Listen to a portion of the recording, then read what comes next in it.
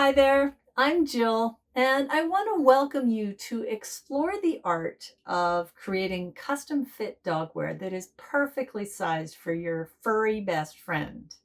In this video, we're going to work on the cozy coat.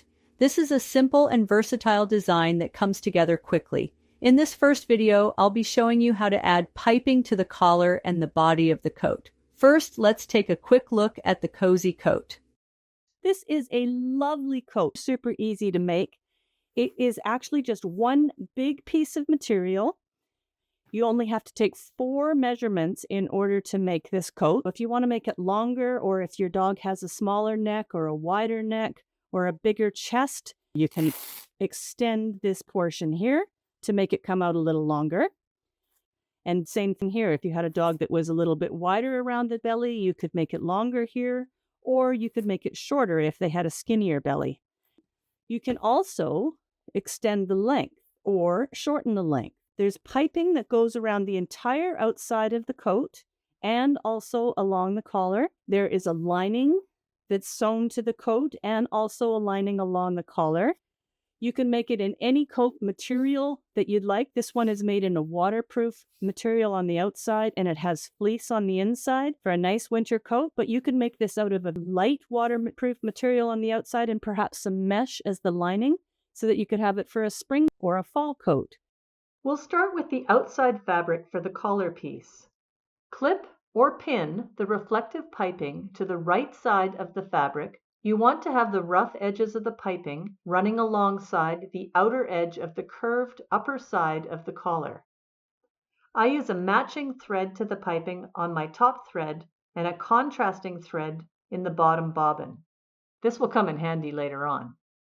Sew the piping in place by following along the basted thread line of the piping. Snip the white lining of the piping when you come to round outside corners. This makes the piping fold around the bend more smoothly. Sew around all 3 sides, but leave the bottom flat edge of the collar with no piping. Now we'll sew the piping onto the body. Start by clipping or pinning the reflective piping to the right side of your outside fabric. Align the rough edges of the piping to the rough edges of the fabric. Start on the left bottom edge between the belly band and the bottom corner. You need to have a flat section to work on without curves. Start sewing about 2 inches or 5 centimeters down from the end of the piping to allow room to finish at the end. Before you turn the corner, stop sewing and wrap your piping around the corner with your hands. Make a mark with tailor's chalk where the corner lies on the piping. Take your scissors and cut out a small notch at that place. Don't cut past the white lining. You don't want to cut into the fabric of the piping itself. Notching the piping in this way allows you to fold it over and makes for a much tighter and better looking corner. Continue to sew the piping all around the edges. Snip the white lining of the piping when you come to outside corners. This makes the piping fold around the bend more smoothly. Continue to sew the piping all around the edges, notching the inside corners and clipping the outside corners. When you come to the end, stop sewing about 1 inch or 2 before where your sewing starts. Overlap the piping by about 1.5 inches and then just cut the piping. Remove the basted stitching up to this mark. The stitching is what holds the piping cord inside the lining.